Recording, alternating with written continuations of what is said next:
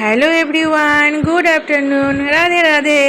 আশা করি যে যার বাড়িতে ভালো আছো, আমরাও ভালো আছি।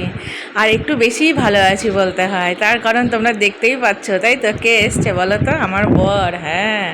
আর আমার বাচ্চাদের বাবা, তাই তো?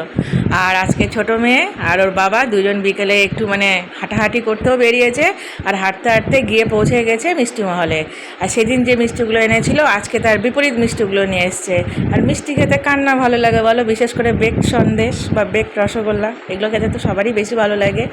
তো আর দেখো, একটা জিনিস লক্ষ্য করেছো কি? বাপ আর মেয়ে কী করেছে বলো তো? ম্যাচিংই জামা পরেছে।